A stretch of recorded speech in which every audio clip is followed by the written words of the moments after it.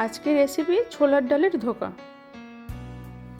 ডালটা শিলে বেটে নিয়েছি, ওর মধ্যে একটু আদা দিলাম, কালো জিরে ফোড়ন, একটু জিরে গুঁড়ো, একটু লঙ্কা গুঁড়ো, একটু ছাই গরম মশলা দিয়ে দিলাম, ভালো করে মেখে নিলাম। যেভাবে পিঠে ভাপাই ওইভাবে আমি একটা থালার উপরে কাপড় দিয়ে ডালটা ভাপিয়ে নিচ্ছি। 5 মিনিট পরে দেখলাম ওভেনটা বন্ধ করে ডালটা হয়ে গেছে। এবারে দেখুন ডালটা টুথপিক দিয়ে দেখছি হয়ে গেছে। এই দেখুন টুথপিক দিয়ে দেখছি একদম পারফেক্ট হয়ে গেছে, একটুও লাগছে না টুথপিকের গায়ে।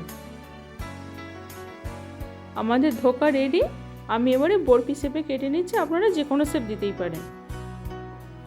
এবারে আমি তেলের মধ্যে আলুটা ভেজে নিলাম, ওই করে তার একটু বেশি করে সর্ষে তেল দিয়ে ধোকাগুলোও ভেজে নিচ্ছি। এবারে ধোকাগুলো ভালো করে লাল লাল করে একটু ভেজে নিচ্ছি। দেখুন তেলের মধ্যে 5 ফোড়ন দিয়েছি, তেজপাতা, গরম মশলা ফোড়ন, টমেটো কুচি আর কাঁচা লঙ্কা বাটা, আদা বাটা, একটু অল্প তেলে একটু ভালো করে এগুলো ভেজে নেব।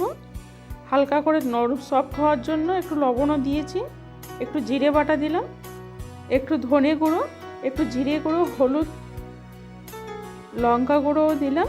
আপনারা চাইলে আপনাদের পরিমাণ মতো কম বেশি করতে পারেন। এবার মশলাটা কষে নিয়ে গরম জল দিলাম। জলটা ফোটার পরে ধোকাগুলো দিয়ে দিলাম।